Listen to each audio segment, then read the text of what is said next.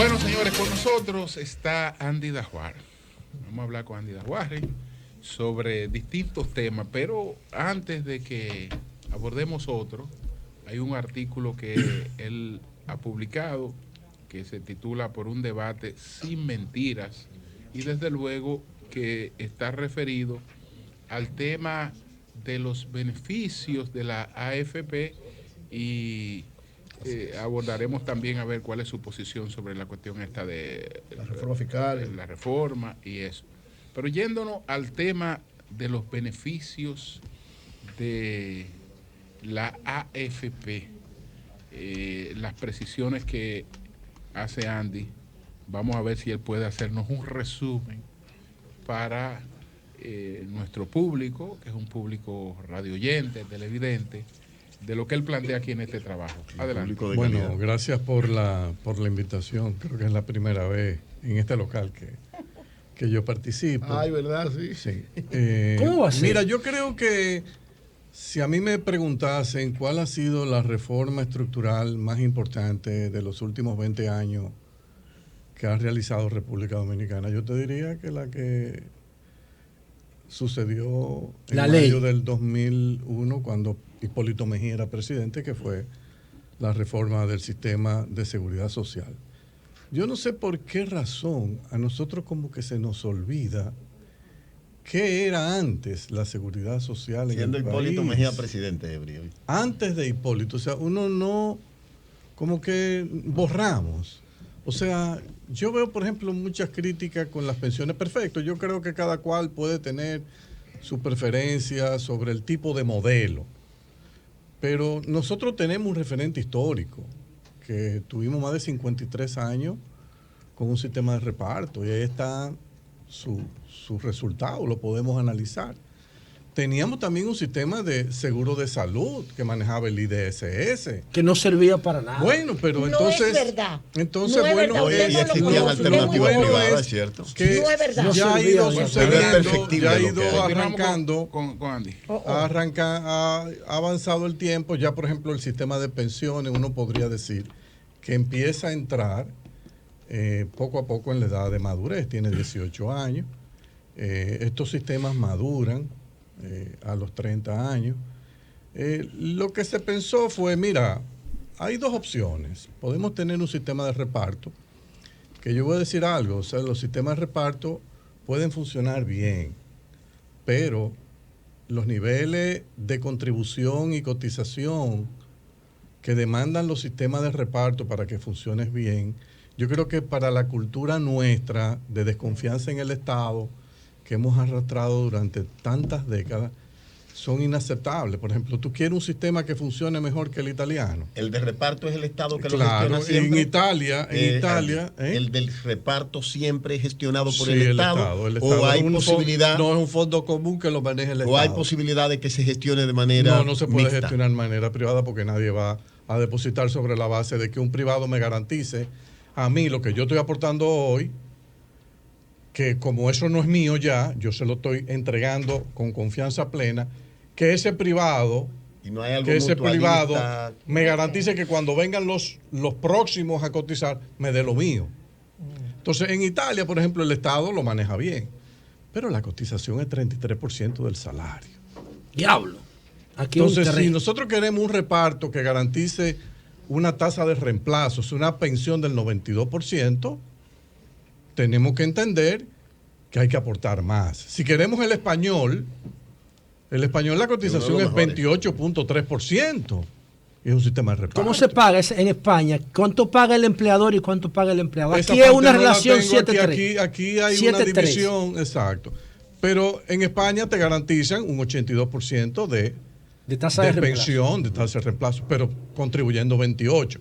Entonces nosotros queremos pedirle al sistema que se instauró en República Dominicana, que ha tenido una tasa de contribución promedio de 7.5%, que me garantice una pensión de 80%.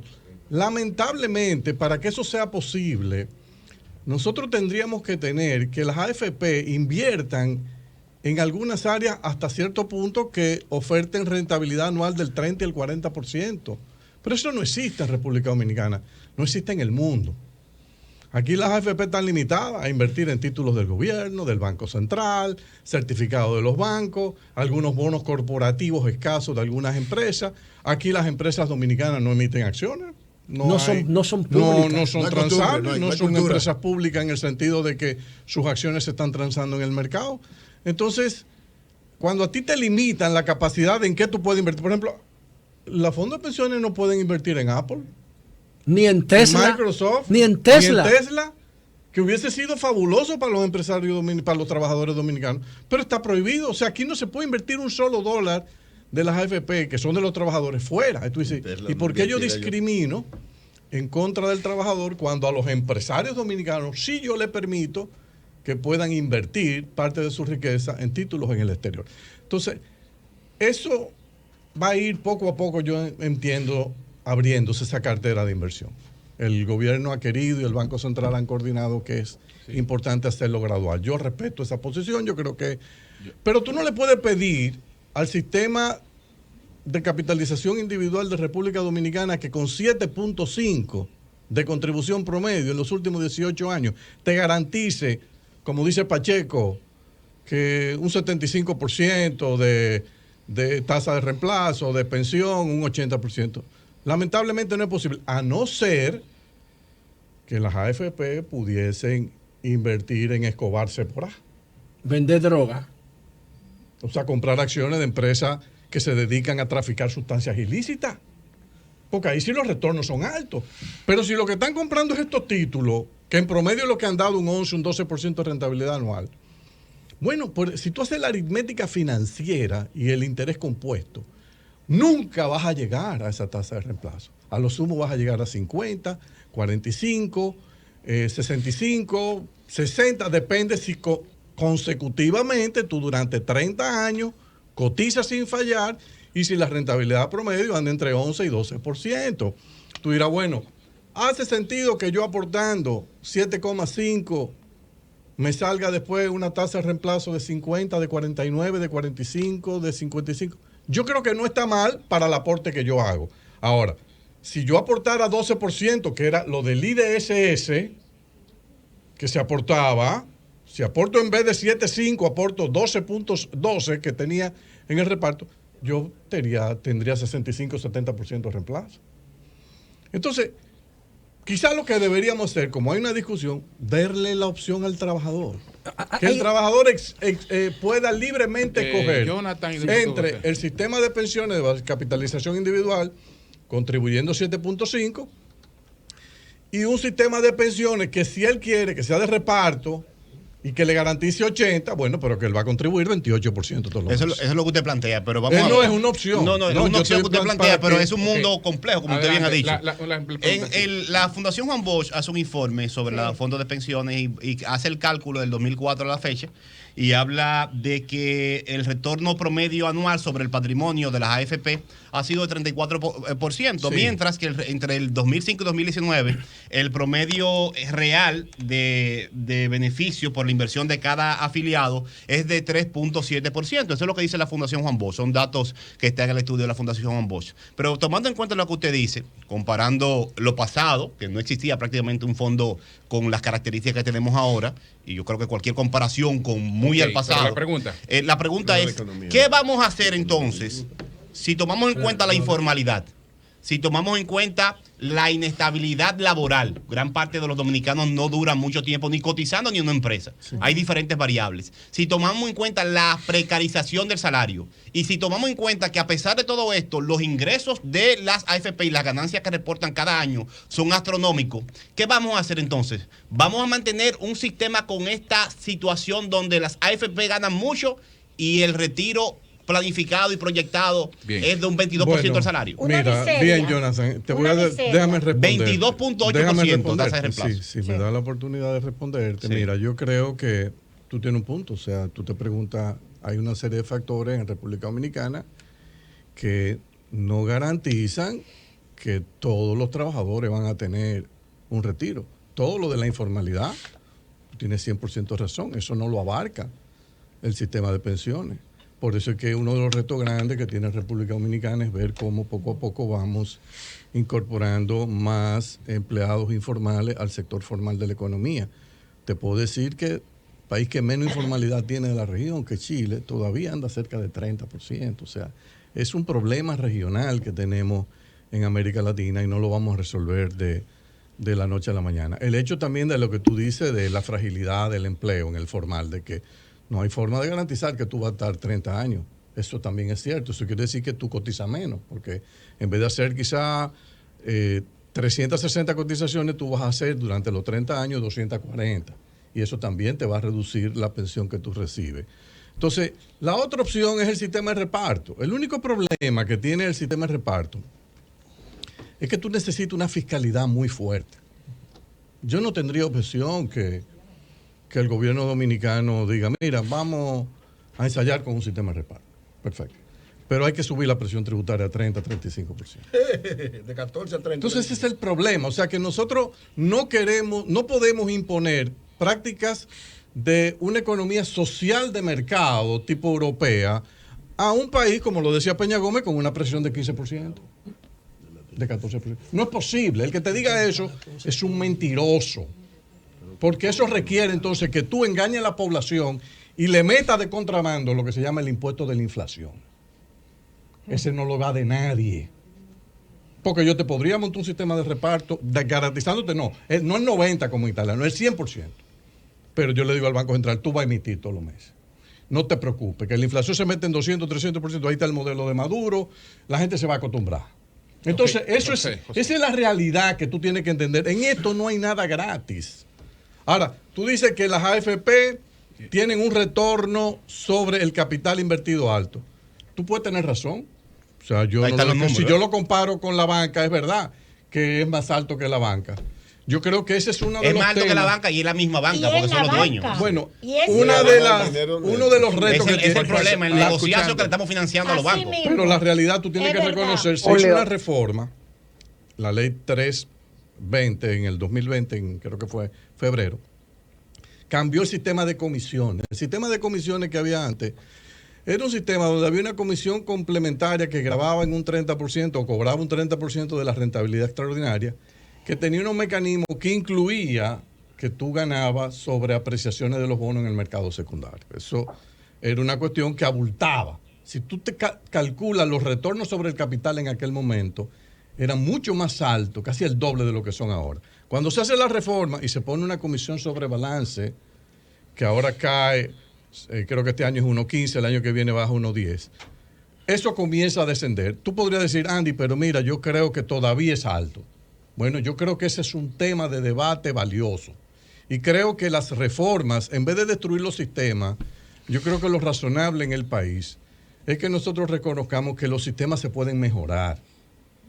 Y yo creo que si tú me dices, mira, Andy, ¿tú no crees que hay espacio para una mejora en la estructura de comisión de manera que sea más realista las condiciones del mercado? Yo te diría que sí, que en una próxima etapa, en esta discusión que se ha iniciado del diálogo, yo creo que ese es un tema que se puede llevar, pero lo que yo no estoy de acuerdo es con que desmeritemos un sistema que apenas tiene 18 años, que un trabajador ha aportado, abre su cuenta, su libreta y dice, tengo 100 pesos.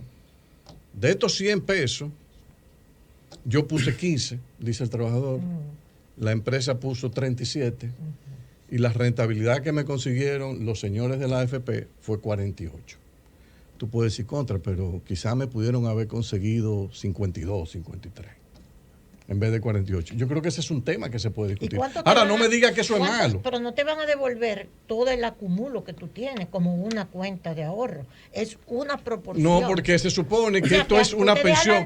No, porque tú me estás planteando un sistema de pensiones donde yo te la pague como se llama un bullet payment. Cuando tú llegas a los 60, yo agarro los 2 millones de pesos que tú puedas tener en tu cuenta. Tú me estás planteando, Andy, ¿por qué tú no me das mis 2 millones de pesos ahí? ¡Pam! Que haya esa opción. Que fue lo que se o que tú me crees, que es lo que existe ahora, me vas a pagar una pensión por 20, 25, 30 años. Yo estaría dispuesto y abierto a que en una reforma se le dé la opción al trabajador cuando alcance la edad de retiro, que se le pague un bullet payment, la totalidad de lo que tiene, toma tu cuarto. Claro. Ahora tiene que firmar. Tiene que firmar que una vez gaste eso, el Estado no te va a dar nada. Pero eso sería una acción, claro. Andy, yo no tengo problema con claro, eso. Eso sería yo ideal. no tengo problema con eso. Eso sería ideal. Julio, No vas a tener mensualidad, pero tú tienes un volumen de dinero para emprender. Tener un debate abierto con las informaciones como son. Yo vi un medio que publicó que los ingresos de las AFP en los primeros 6 meses fueron de comisiones 19,000 millones. No es correcto, o sea, no diga eso, porque si tú analizas el boletín, reconoce que tú leíste mal. No es así. ¿Tú te imaginas qué sector puede tener ingresos así de comisiones de 19,000? ¿Y cuántos fueron entonces las cotizaciones? Eso no es el país nuestro.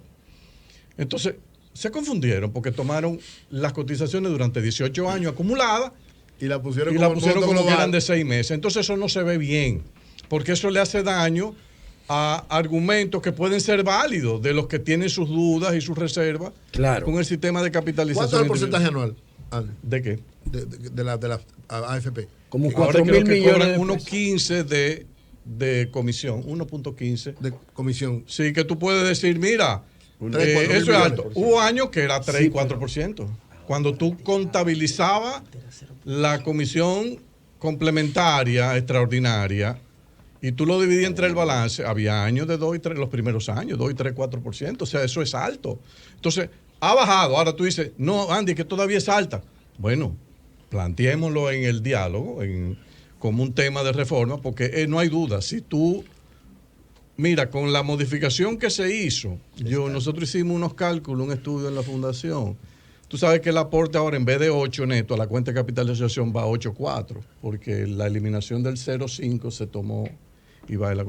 Eso te sube la tasa de reemplazo en 6 puntos porcentuales. Bueno, entonces, eso te da cuenta de la sensibilidad del sistema, que mientras más vaya a la cuenta del trabajador, mayor va a ser la tasa de reemplazo. Pero sepamos que tenemos el sistema de capitalización individual con una de las tasas de cotización más bajas del mundo. Entonces, no le pida a ese sistema que te dé un reemplazo de 80, porque el que te diga y también que te uno de los niveles de ganancia de los administradores más del mundo. Escúchame, Jonathan. Vamos arriba. Mucho dinero por invertir poco y incluir la misma administración de los fondos. José Lalú y después Marilena. Adelante. Hay algunas sombras, algunos aspectos que gravitan sobre esta reforma pendiente, porque nadie puede detener la reforma que va a tener que hacerse en el sistema de pensión y también en la ARS después, como parte del sistema de seguridad social. Yo pienso que cuando empezamos a cotizar en el 2003, ¿a cómo estaba la tasa de cambio ahí? En el 2003 30, 27, antes de la crisis de Valiente. Bueno, nosotros comenzamos a cotizar en junio del 2003, estaba como en 25, yo creo. En 25, ahora está en 58. El que puso un peso en el 2003 ahora tiene la mitad. Después tú le sumas los intereses que ha ganado el peso. Entonces, sin contar la depreciación digo yo, por un lado, eso se va a reflejar al final en la pensión. Y otra cosa, entonces el gobierno coge la mayoría del dinero de los fondos prestados, el Banco Central y Hacienda, para pagar la deuda de Baninter, los intereses de los certificados. Una forma de tú poder mantener el valor de ese dinero que estamos ahorrando, que para mí lo más importante es el ahorro nacional que han generado los fondos para mí, el ahorro nacional. No es identificar nichos estratégicos de bajo riesgo, inelástico, donde se garantice el retorno de la inversión con una tasa de rentabilidad mayor que la de prestárselo al gobierno. Mira, yo pienso que sí. Energía, fideicomiso, infraestructura. Contigo, pero para eso tú tienes que abrir las empresas dominicanas. O sea, yo espero que uno de los temas de la reforma que se empezaron a discutir ayer sea cómo yo abro la base de capital de las empresas dominicanas. Nuestras empresas son totalmente cerradas. ¿Por qué son cerradas? Porque la mayoría de los estados financieros de las empresas dominicanas están manipulados. Están manipulados porque ha sido una cultura, una larga tradición, y es natural que el ser humano actúe así, trate de minimizar el pago de impuestos sobre la renta corporativa. Entonces, aquí hemos creído en República Dominicana que los que hemos en algún momento pasado por el Estado, o estamos en el Estado, o pensamos estar en el Estado, somos unos genios que creemos que nosotros podemos saber realmente cuánto una empresa se gana o no.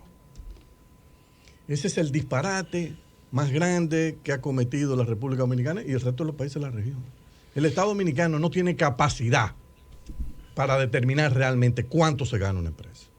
Y el que te diga a ti que la DGI puede inspeccionar y dar fe de que eso es lo que se gana o pierde una empresa, te está hablando mentira. Eso no es posible. ¿Y por qué no se puede determinar, Andy?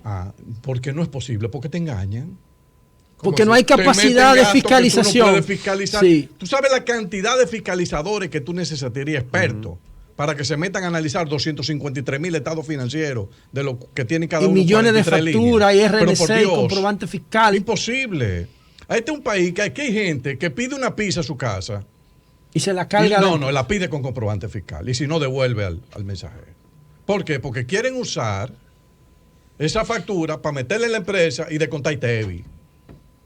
Entonces, un país que está caracterizado de arriba abajo, está permeado de ese deseo de... El ITEVI es la recomendación de ustedes, los neoliberales. Pero claro. Lo que recomendaron el ITEVI. Pero que yo estoy de acuerdo. Pero que eso está bien, Pero claro. Pero sin exceso. Lo que pasa es que si se han creado... Pero ustedes son los creadores del ITEVI para cargarle los impuestos a los otros y que los ricos tuvieran también menos impuestos. Mira, Andy, Julio, yo estoy viendo a Consuelo y a Andy. Coño, cuando yo estaba en la universidad, ¿ustedes debatían ese tema? Sí, es verdad. Es verdad. Yo lo estoy viendo ahora y digo, coño. ¿Tú no te acuerdas de la trilátera? Sí, y Julito es así. Yo gozando. No, mira. Se retrotrae el tiempo. Está bien. Pero está bien. Pero es que eso está bien. Yo lo que estoy celebrando es eso. Mira que lo que yo planteo. No como algunos que viven cambiando de posiciones y de partido también. Así mismo. Mira, vamos a escuchar. Mira qué es lo que yo planteo. O sea, yo entiendo. Andy, tú no habías estado. Ahora tú no estás trabajando con el gobierno. Pero dada la incapacidad de yo medir, mira, métete en la DGI. Yo te aseguro que tú vas a encontrar más de 50,000 empresas que declaran pérdida todos los años. Más de 50,000 para no pagar. Entonces, para no pagar impuestos sobre la renta. Para cobrar impuestos corporativos, exacto. Eso es perder el tiempo. Entonces, yo recuerdo a Balaguer una vez que le dijeron, bueno, pero doctor, pero no se pierde le vamos a cobrar impuestos sobre la renta a los hoteles. ¿Y cómo yo voy a calcular cuánto se gana? Póngamelo un 5% sobre los ingresos de la habitación hotelera y no discutamos más. Ya. Las exenciones. Lo que pasa es que hay gente que nace, ese es un hombre brillante. Julio. Sí. Entonces, ¿qué tú tienes que hacer? Marilena. La base, impuestos sobre los beneficios. Los beneficios para mí son inexistentes. Y como Estado, oye, lo que te voy a decir, yo no voy a perder tiempo en perseguir beneficios. Ahora, ¿cuáles son tus ingresos? Tus ingresos por venta. Claro, los ingresos no se pueden ocultar. Entonces, págame un pequeño porcentaje. Yo voy a bajar el bruto de los ingresos. Sobre la renta yo lo voy a bajar. ¿De cuánto? De 27, quizás a 3 a 4. Oye, qué bien. Sí, pero la base es diferente. La base no permite engaño. Porque la base va a ser lo que tú vendes. Lo que tú vendes. Entonces tú vendiste 100 pesos. De eso vende cada De eso yo quiero que tú me des 3. No, porque yo pierdo dinero. Señores, es un eje de la reforma. Te estoy ayudando. ¿Cómo que tú me estás ayudando si yo pierdo dinero? Pero claro, porque yo estoy promoviendo una destrucción creadora. ¿Cómo así? Chupete, tú te estás arruinando. Claro. Si tú estás vendiendo así. Si tú estás perdiendo, vamos a desmontar eso. Yo te quiero ayudar. Yo te quiero ayudar y sacarte de ese sector. Claro. Por Dios, tú no estás creciendo, tú no estás generando renta. Yo te voy a poner una penalización para que tú no sigas perdiendo. De un 3. Y te mude. Es un eje de la reforma. No, pero para eso se necesita mucho factor C. Sí. Factor C, cojones. Factor C, yo no sé. Marilena, Andy, Eury. Sí. Ante la reforma fiscal, que es una de las que más expectativas. Al final. Perdón, Marilena, adelante. Andy, en torno a la reforma fiscal, que es una de las que más expectativas ha generado en el diálogo tus recomendaciones, puntos a evitar, puntos a promover. Mira, lo primero que yo recomendaría es que el gobierno, que ha convocado un diálogo, arme su esqueleto, su propuesta. Sugeriría que se busque 3, 4 asesores, gurús, no dominicanos, internacionales, que puedan acompañar al gobierno, ayudarlo a armar la reforma, bajo un contrato donde ellos tengan que participar en las discusiones en el diálogo. Una vez se tenga la reforma armado, el gobierno la presenta, la discute y abre un diálogo ahí con todos los sectores, con los asesores de fuera presentes y preferiblemente que que la discusión sea filmada, para que sea lo más transparente posible y se vea... O sea, abierta a la gente. Exacto, para que se vea cómo piensa cada cual, cómo reacciona cada cual, a qué reacciona cada cual. Mantener al presidente al margen total de esa discusión. No puede estar ahí. Porque ahí van a haber damnificados. O sea, estrategia de economía política de la reforma, al presidente tú lo tienes que proteger siempre. No debe estar sentado. Además, porque en el fondo, si tú analizas todos los anuncios del presidente de la reforma que él mencionó, ¿qué es lo que él está diciendo implícitamente? Señores, tenemos un país donde los precios, las tarifas y los impuestos son todos mentirosos. No es lo que son, no es la realidad. Y tenemos que reajustar esto. Ahora, un presidente, si dice eso, se achicharra. Para eso hay material consumible en la administración pública. Generalmente son el ministro de Hacienda, el ministro de Economía, el director de la DGI. Es el material gastable. Es el que tiene que asumir el comando y dar el frente a la reforma. Y en el camino, quizás va a tener que sacrificar uno o dos. Eso no importa, porque tú no puedes sacrificar al presidente. Okay. Bueno, no lo puedes sacrificar. Entonces, la reforma debe abarcar impuestos sobre la renta de las empresas, de la persona física. Que tú dices que ya no debe ser sobre la renta, sino sobre el ingreso. No me diré sobre la venta. Porque yo le quiero hacer la vida fácil a la DGI. Incluso en sectores que son monopólicos, porque no es con una tasa el impuesto sobre ingreso bruto, sino que tú tienes 2 o 3 tasas. Si tú eres, por ejemplo, Cervecería Nacional Dominicana o Telefónica, en términos relativos ellos están pagando el 6% de los ingresos brutos de impuestos sobre la renta. Diablo. Entonces yo le dejo su tasa de 6. Bueno, yo no diablo, qué interesante. Entonces, esa es la forma como tú acabas con la evasión del impuesto sobre la renta corporativa. Porque si sigues inventando, yo voy a subir la tasa de 27 a 35. Obviamente, cuando tú hagas eso, yo lo que te voy a decir, lamentablemente tú no entiendes ni conoces este país. Así es. No subestimes a los empresarios. Los empresarios son personas sumamente preparadas, inteligentes, con creatividad. Yo sé que esta propuesta atenta contra la supervivencia de sectores que se dedican a asesorar a empresas para la evasión. Lo sé. Sí, que es una especialidad. Que quizá el gobierno va a tener que buscar un mecanismo. Bueno, padre. Dos cosas concretas. Uno, tú eres partidario, como se ha rumorado que va a ser parte de la reforma, que se baje la tasa del ITEVI y se amplíe la base. 1. Y 2, tú eres partidario de que el conjunto de exenciones que se dice que hay, siempre se maneja una cantidad grandísima, que sean... Del que dice doña Consuelo que Andy ¿Cómo que se dice? ¿Tú eres partidario de que esas exenciones se eliminen definitivamente o qué hacer con esos dos aspectos? Que tal vez sea lo más conflictivo de la... Mira, viendo las restricciones políticas, porque un presidente, un equipo económico te dice, yo quiero ampliar la base del ITEVI. Yo creo en eso. Pero eso necesita una comunicación que no puede haber fallo. Yo momentáneamente el 18 no lo bajo. ¿Por qué? Porque yo no estoy en una coyuntura para perder ingresos. Si yo lo bajo de 18 a 15 o a 16, voy a perder un dinero. Pero voy a perder un dinero que me lo está pagando una población que es clase media alta para arriba. Porque lo que consumen los más humildes, supuestamente no está grabado por el ITEVI. Entonces, ¿por qué yo le voy a bajar de 18 a 16 o a 15 a las personas de más altos ingresos? ¿Por qué yo le voy a hacer en esta coyuntura? Si ya me lo están pagando, ya se han acostumbrado. Momentáneamente, ¿qué yo haría? Yo lo dejo ahí y lo dejo como una carta de negociación en caso de que sea necesario. A la clase media. La tasa que yo crearía es una tasa intermedia para todo lo que no tiene. Porque no le voy a poner 18 a los demás. No le pongo entonces una tasa intermedia. Al espagueti, al café. Le pongo una tasa intermedia a todo lo demás del 10. ¿Qué pasa? Que eso va a golpear al grupo de bajos ingresos. Bueno, pero ¿qué sucede? Que este país, gracias a la pandemia, este país logró demostrar que cuando tenemos que ser creativos, somos creativos. Solo hay que buscar esos jóvenes que en el Banco de Reserva montaron un mecanismo inteligente para transferir dinero a la gente de bajos ingresos a través de la cédula. Eso lo tenemos que reconocer.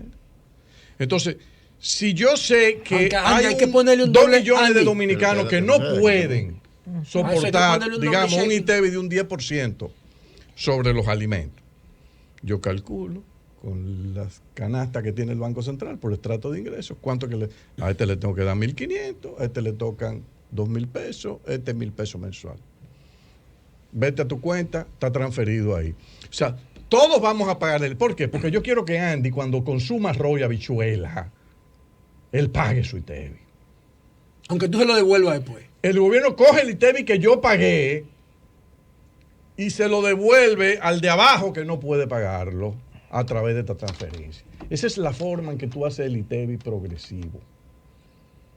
Y tú me dices, no, es que no se puede, pero ya lo hicimos con las transferencias para ayudar a la gente en los programas estos que establecieron desde marzo. Pero ahí mismo. Entonces, es posible hacerlo. Entonces,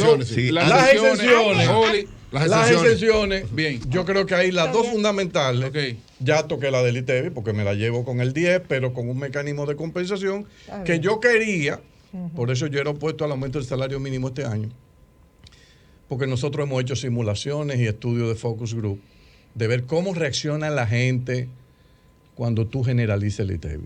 Nosotros hicimos sesiones con 3 grupos de diferentes niveles de ingresos. Eso es terrible. Yo te puedo contar la reacción. La poblada. La reacción inicial es, pues usted quiere que quemen el país. Exacto. La poblada de El Salvador. Yo le dije, está bien, vamos a quemar el país. Pero mira, antes de que lo quememos, mira lo que vamos a hacer.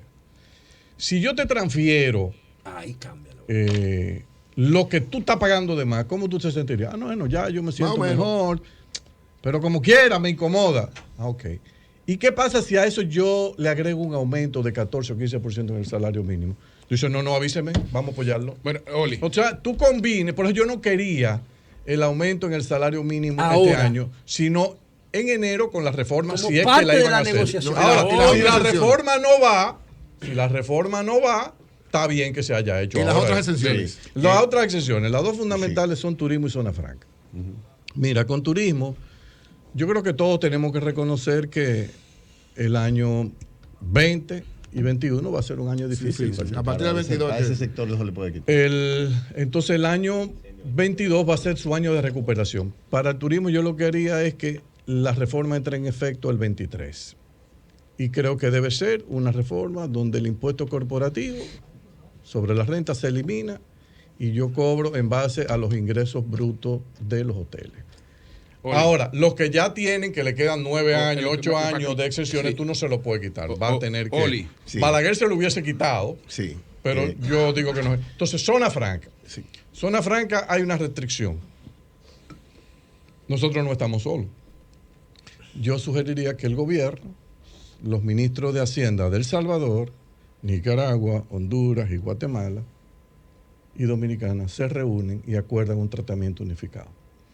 Las zonas francas están pagando, cuando venden en el mercado local, pagan impuestos sobre la renta. ¿Tú sabes cuánto pagan? ¿Cuánto? 3.5% de sus ingresos brutos, de sus ventas. Y no protestan, lo pagan bien. Pero entonces, las zonas francas no pagan ni siquiera. No, espérate, no. Tú buscas los datos, lo están pagando. 3.5% de sus ingresos brutos lo están pagando. ¿Qué tú tienes que hacer? Vamos a ponernos de acuerdo para que lo que sea venta fuera de Dominicana, lo que es exportación, vamos a ponerle un 1% entre todos. Pero todos tenemos que poner la misma tasa.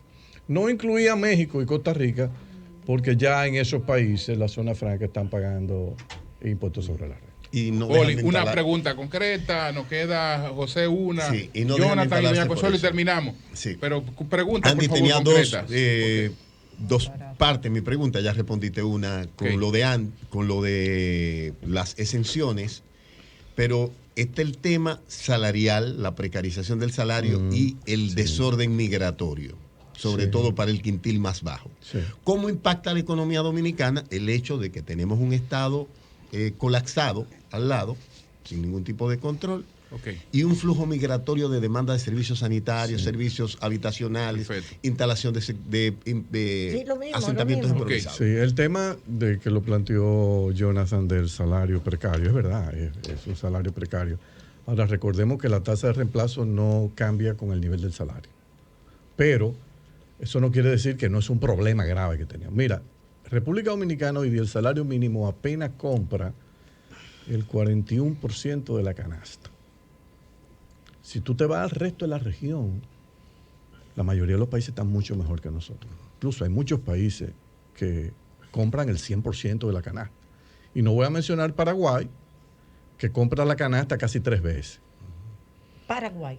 Entonces, es un tema que debe conmover también al sector empresarial, decirle, mira, vamos a ser más realistas. O sea, ¿qué reformas tú necesitas en el mercado laboral para destapar, levantar las compuertas que impiden los aumentos de salario? Porque estos salarios que nosotros tenemos en el país realmente no dan. Pero si tengo una sobreoferta de mano de obra. No, entonces ahí es que yo voy. Entonces, ¿por qué yo creo que... Mira, está bien, pero la sobreoferta... Voy a tener que cortar. Mi pregunta. Si hay interrupción...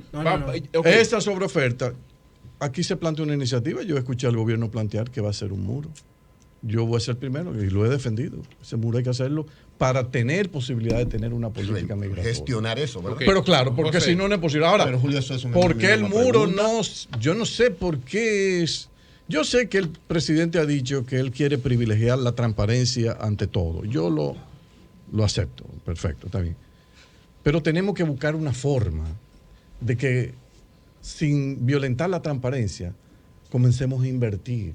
Esa es una obra que no espera más.